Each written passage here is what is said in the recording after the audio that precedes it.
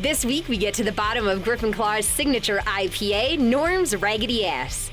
Then I go behind the scenes of the latest Hopcat opening in downtown Royal Oak. And finally, we head out to Illinois to visit the two brothers responsible for some of the state's best brews. I'm Shannon Long, founder of Brew Export, and I want to welcome you to Pure Brews America. Join me as I travel across Michigan, Ohio, Indiana, and Illinois on a journey to discover the amazing stories, people, and places that make up the craft beer industry's greatest breweries.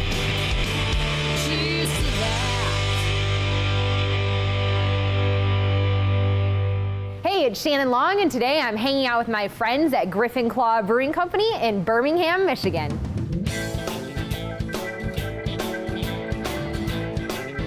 I came over here to Griffin Claw, I tried it, and it really opened my eyes to craft beer. I actually named our dog Griffin after Griffin Claw. Griffin Claw is one of the best beers I've had. Great selection, always nice atmosphere and ambiance. Love Griffin Claw.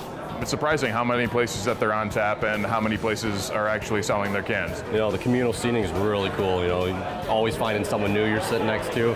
Everyone's here having a good time, and Summer's great. You know, there's a nice outdoor space. It's a very warming and inviting space. You know, everyone knows it's a good spot if you're local. I enjoy the beer every time I come, and it's a great place for the Rail District, the city of Birmingham.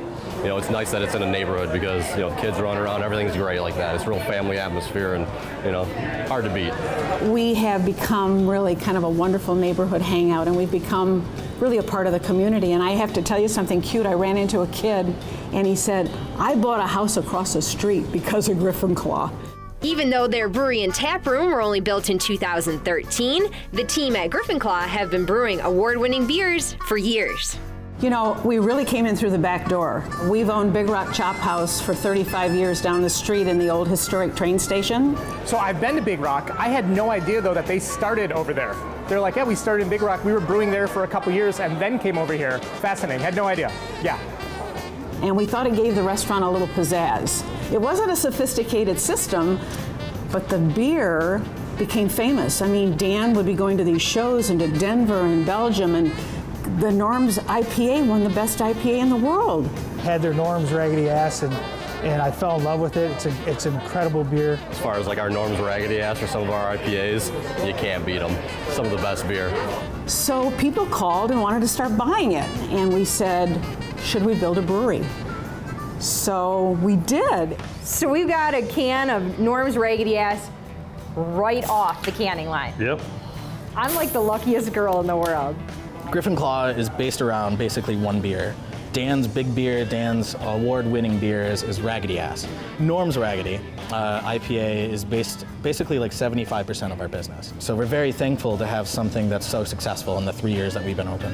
It's a great IPA, East Coast meets West Coast type of IPA that's juicy, yet malty, hoppy, yet well-balanced. I like to brew true to style too. I don't like putting a lot of different things in beer. I like to go out and make a real IPA or a real Pilsner or things like that. Delicious. So there's a little sweetness to it at the very end as well. There is a bit of sweetness. It's not an overpowering hot present. Norm's Raggedy Ass is, of course, not the only delicious beer you'll find at Griffin Claw. Mr. Blue Sky is actually my favorite beer. It's an American wheat pale ale, so it's a hybrid. It's a hybrid of a pale ale and an American wheat. But then we put grapefruit rind and coriander in it. That's what I'm smelling. I'm like, this isn't a wheat, this isn't a pale ale. It is, but there's something else in here. It's awesome because it's so sessionable and light, but there's a lot of flavor going on in there. Dude, seriously, this is a great, great, great beer. It's the #1 seller inside the tap room. I can believe that. So Dan told me this is his favorite beer right now. This is one of Dan's first beers, actually. When we were out of Big Rock, this is one of his first recipes that he decided to do. Bohemian Pilsner. He uses Czech-style hops. Very clean, very crisp. And there's a little bit of hot presence, but nothing overbearing. The style itself is supposed to be crisp and clean. We just add the hops to it at that very end to get that real craft version of it. I love it. Due to their tremendous success, Griffin Claw is already adding a second location in downtown Rochester, Michigan. And because the Norm's Raggedy Ass Ale takes up so much space here, we're expanding, and we've actually outgrown this brewery. First year we thought we were going to brew 3,000 barrels, and we did 10,000. we're running out of space here, as you can see. So the 17 barrels going to your Rochester Hills location is more of a small batch experimental system? And, yeah, to do experimental beers and support the distilling. We're moving the distilling over there too, so I'll have more room. We're putting a bottling line in here also, and probably a bigger canning line. You're kind of a whole leader in this Michigan craft beer industry. I mean, you've trained a lot of people. Can you tell me some of the guys that you've trained? Joe Short, for one. He worked with me at Michigan Brewing Company, and I helped Dark Horse with a few of their recipes, and that's what I like about this industry. We have a nice camaraderie. And Ford wouldn't loan GM a bumper, you know, but we do that with malt and hops and things like that, yeast. You can give him anything, and Dan can make the most fabulous tasting beer you've ever tasted. And I never realized how famous he was in the beer world. But you know, you start traveling around the country and going to other breweries, and you say you own Griffin Claw, and they say, Dan Rogers is your brewmaster. I said, yes. And we love him. We just love him. Let's talk about the mash filter. Okay. So I nerded out and thought this was the coolest thing because there's only 4 or so breweries of your size using a mash filter. Yeah, they are. They're actually old technology. You know, late 18th century, they started making them and using them. They were big cast iron things, and they were kind of upright. They're just an efficient way to make beer, and a nice clear wort, and they're fast.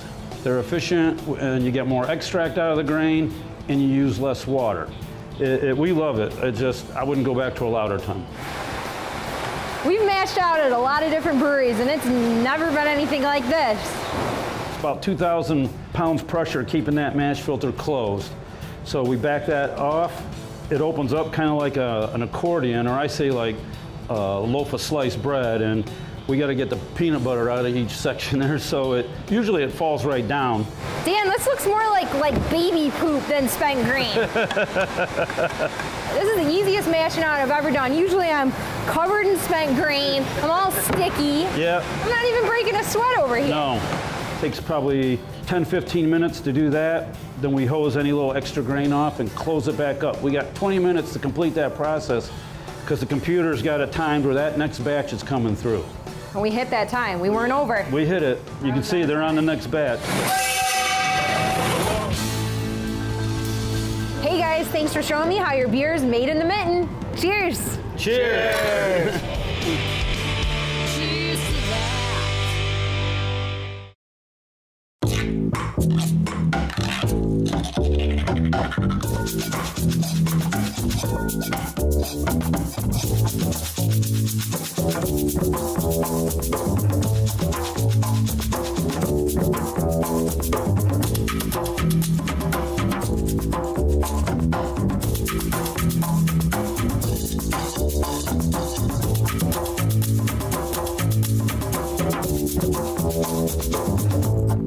Jack Link's Jerky presents Versus.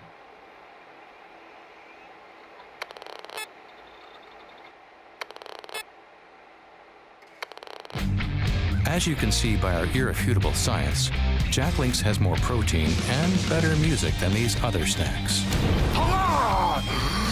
Jack Link's Jerky beats the snack out of other snacks.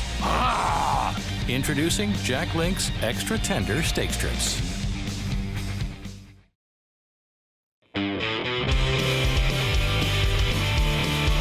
Welcome back to Pure Brews America. We're at Hopcat Royal Oak for their grand opening celebration. Having grown up in Grand Rapids, I've been over to this side of the state a million times. I've bar hopped many times with friends in Royal Oak, and our Detroit location is doing really well for us. This is about 12, 15 miles away. We thought maybe we'd do a second Detroit area location, and we immediately thought of Royal Oak. The reception has been fantastic, so if anything, that's why. Because everyone apparently wants one really bad here, so we're going to do it. Ever since they opened the Detroit Hopcat, I've been waiting. I'm not adverse to going to Detroit, but I've been waiting for something a little bit closer. Yeah, I went to Michigan State, and so I fell in love with it there. And then down in Detroit, I work in Detroit, so fell in love with that one. And so I have a feeling they're just following me around. Royal Oak is one of my favorite places to hang out on the weekend, so I was like, I gotta come to the Royal Oak one. Welcome, Hopcat, to Royal Oak. I was told that people were probably going to be camping out, and I was like, might as well just be like 4th, 5th, 6th, or 7th in line, and ended up being the first person in line when I showed up. I'm the second in line. I got here at 5 a.m. I went to the opening in Detroit a couple of years ago, and it was in December, and I got there at 6 in the morning, and there was already 3 people in front of me, so I thought, nice weather, I better go early. The earliest we've ever had anyone stand in line, I think, is 9 p.m. the night before. So they slept overnight in a tent. I like to say they're crazy like a fox. They're smart because they're getting free crack fries for a year. Beer, free crack fries, definitely worth waiting in line for. It's a pretty massive endeavor to open a big bar like this in terms of the logistics that go into it. It takes laser focus from a lot of people. It's about a 6-month process from the time we break ground until the time we open. The management team, they open the hiring center like 60 days out, so they've been living and working in Royal Oak for 2 months now. The operations team comes in, they bring in trainers from around the country. So if you're a server, there are server trainers. If you're a bartender, there are bartender trainers. There's trainers everywhere. And then the creative team coming in and doing chalkboards to making sure the menus are right. There's the construction team. Those guys are like, they're still working. I was told about 2 hours ago that we were 96.7% done. And I said, that's better than 95%. And I was like, yesterday we were at 93, so we are moving the ball. It always comes right down to the wire. Even right now, we're still hanging our work and moving furniture around on the 3rd floor.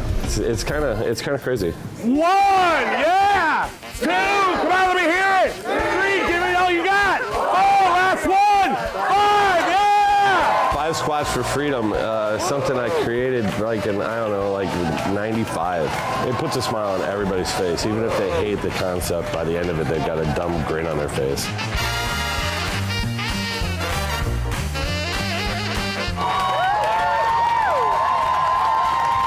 Actually, it exceeds my expectations.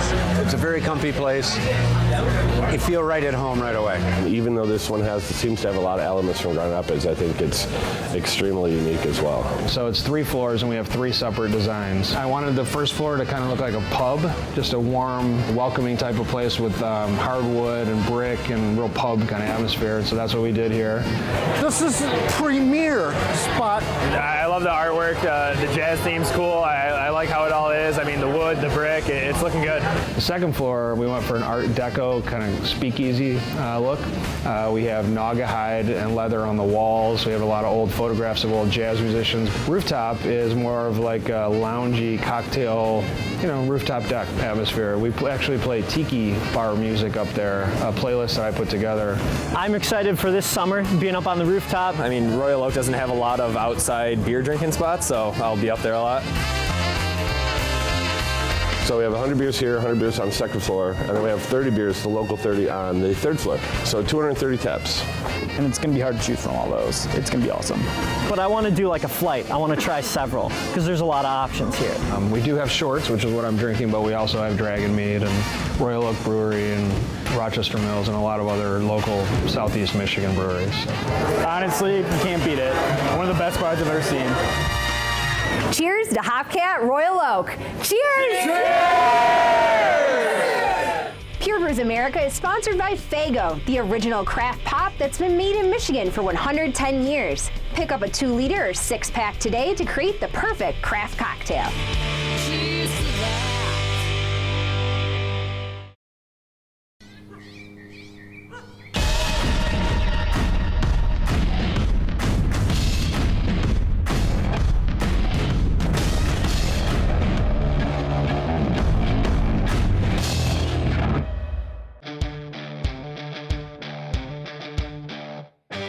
When we started 20 years ago, the beer business was tough.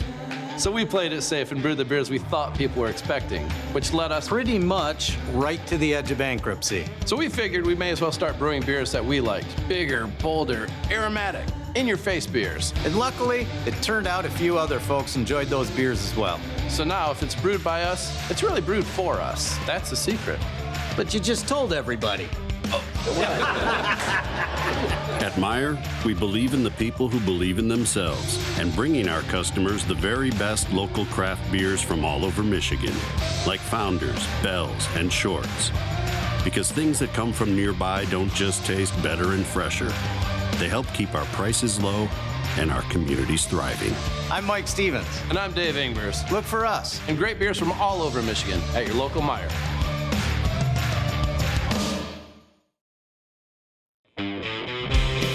Welcome back to Pure Brews America.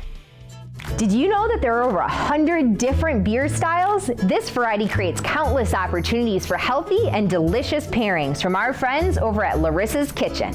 With so many options, where should you start? How about ginger teriyaki premium chicken cuts?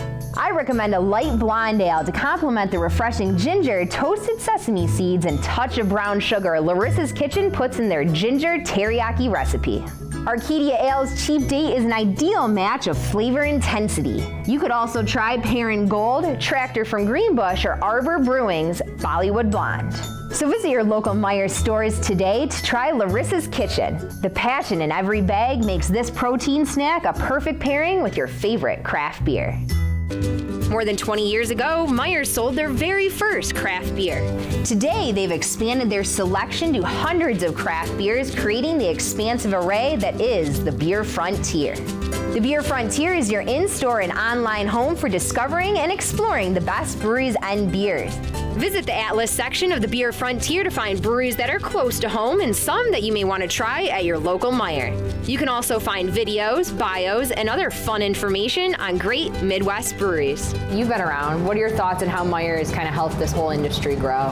I love seeing it. I like seeing their the craft beer aisle they have. It's just everybody, and they have the section, Michigan beers too, which is great. You can just go right there and see who's got what on the shelf. They definitely have a great selection. We've been a long time partner with Meijer. They've been fantastic. They do our beer for years. We've had a great relationship with those guys. They were one of the first that, from a grocery perspective, to take our beer on. So that was a great way for us to break into what can be a very difficult chain business. They seem to be very welcoming to craft brewers as a whole, and to Two Brothers in particular. Well, and it's really great to work with what's still an independent grocer and somebody that's also based here in the Midwest. So many of these companies are just getting so big, and it's just really nice to kind of have a relationship with somebody that's still accessible. Join us in exploring Meijer's shelves and celebrating over 20 years of commitment to craft by checking out the Beer Frontier. 3, 2, 1, we are now open. The 20th annual Michigan Brewers Guild Summer Beer Festival will host more than 100 Michigan craft breweries sampling around 1,000 different craft beers. The oldest and largest of the Michigan Brewers Guild festivals is located in Ypsilanti's Riverside Park in historic Depot Town on July 21st and 22nd. My recommendation is to always go to try some breweries that you've never been to. A new brewery, just something that's too far away from your house and you just don't ever have a chance to get there. There's more than ever, it's fresher than ever, it's better than ever, it's easier to get than ever, and there's still a lot of people that don't know. So keep sharing a beer with your friends and turning new people on to what's happening. Go to mibeer.com today to get your tickets to the Michigan Brewers Guild Summer Beer Festival and to sign up for the Enthusiast membership, which includes VIP status and early admission to all 4 Michigan Brewers Guild festivals. Membership also gets you a subscription to MI Brew magazine and an exclusive t-shirt. When Pure Brews returns, we get a little toasty as we talk coconuts and coffee beans at Two Brothers Artisan Brewing. Vlasic Pickles is a proud partner of Pure Brews America and the craft beer industry. Don't forget to pick up a jar of Vlasic Pickles to enjoy with your next craft beverage or Bloody Mary.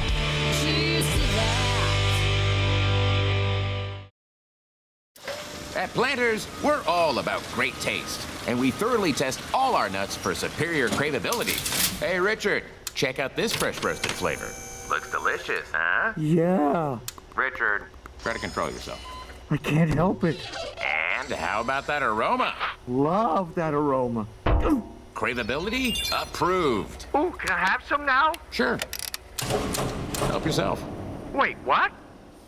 Irresistibly Planters. We don't frost brew our beer, and hot chicks won't appear if you drink it. Our beer doesn't come in a bow tie shaped can or need color indicators to tell you it's cold.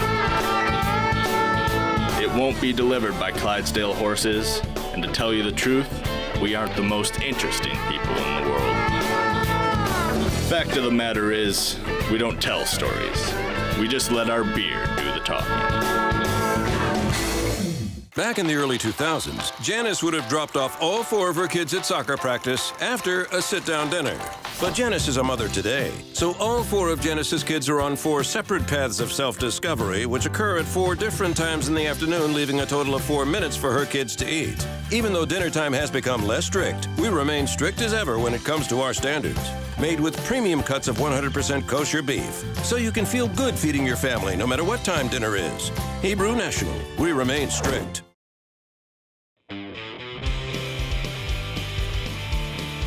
Hey, I'm Shannon Long, and today we are outside of Chicago, Illinois, visiting Two Brothers Artisan Brewing.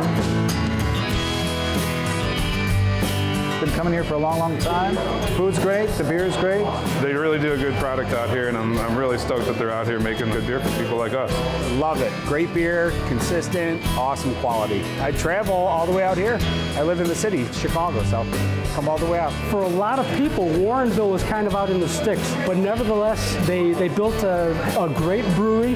They built a great reputation. You can tell by the awards on the wall, they won a lot of awards. They built an empire now. Everybody knows Two Brothers. The idea for Two Brothers began 25 years ago when Jim and Jason Evil traveled abroad and developed a taste for European beer. It wasn't something that was just had when you were watching a football game. It brought families together. You go out to dinner and see families having meals around beer. And that just didn't happen here in the States. And so I was so enthralled with that idea. Eventually, our parents got so sick of us talking about beer all the time, they said, would you just either open a brewery or shut up because you're driving us crazy? So we did. What I think is even more exciting is here 20 years later, we're still trying to lead the way in innovation and creativity in brewing. And 10 years ago, we bought this building.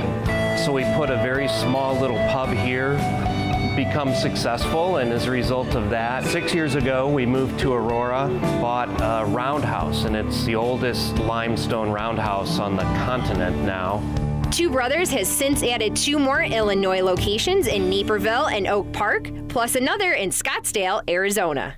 And they didn't stop there. Jim and Jason have also begun roasting coffee on a large scale. Last year we roasted 120,000 pounds of coffee. One of the reasons we wanted to get into coffee was, we've got a lot of experience with beverages, and coffee's super flavor complex, and that's what really excites us about whether it's beer or coffee, creating things with complexity that people can really get into and enjoy. So not only is Two Brothers known for their beer, they're also known for you and the coffee. Yeah, absolutely. We've been roasting coffee for almost 4.5 years now. So what we have here, we have our Lorraine roaster. It handles 35 kilos at a time, which is kind of like the whole industry operates off of kilos, so that turns out to about 70, 75 pounds at a time per batch.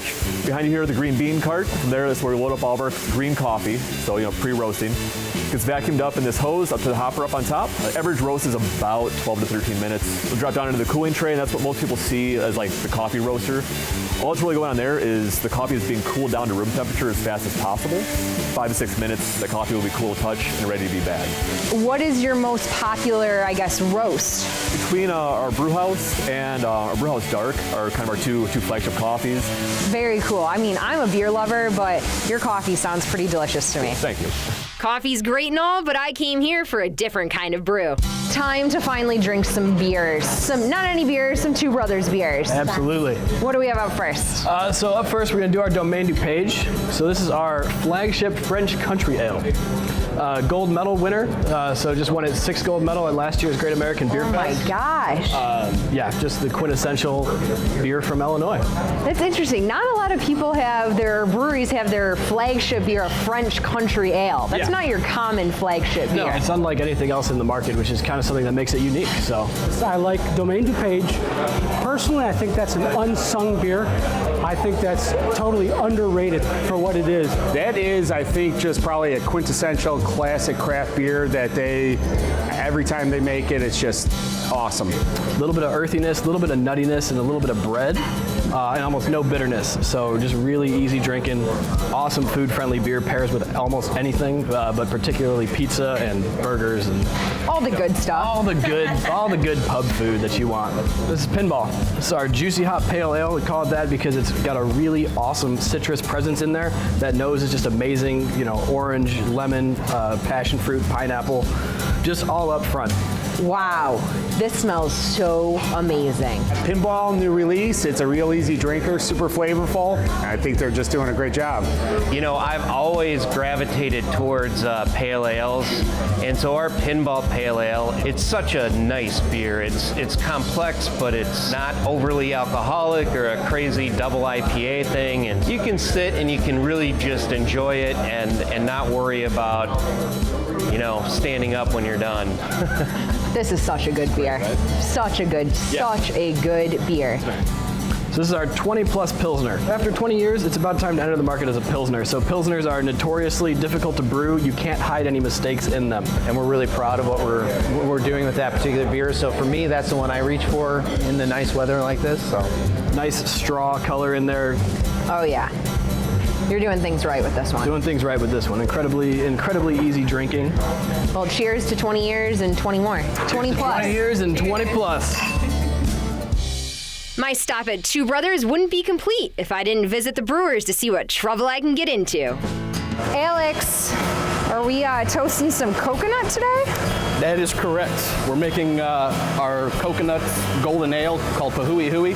What is it? Pahui Hui. Pahui Hui. Yeah, it's Polynesian for a smooth lava rock. Awesome. So what's step one?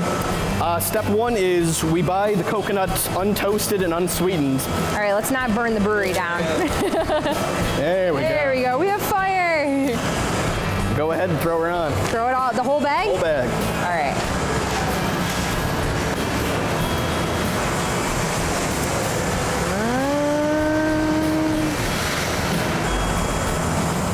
So all we're trying to do is toast it lightly, pick up some color, and release the essential oils. So right away you already smell the coconut. I'll give you the brewer's spoon. Okay. Just keep it moving to keep the bottom from burning. I kind of want to eat some of this. Go give it a shot. Keep see shaking. if we can check the bottom, see if what that looks like.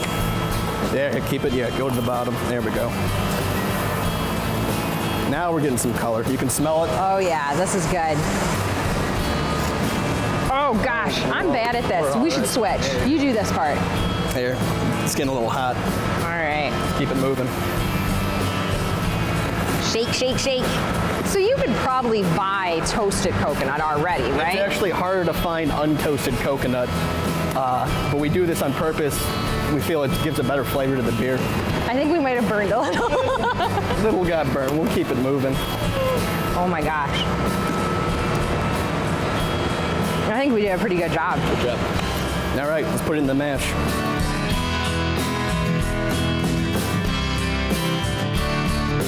Jason, Jim, thanks so much for having me out to Two Brothers today. I had a wonderful time. Cheers. Cheers.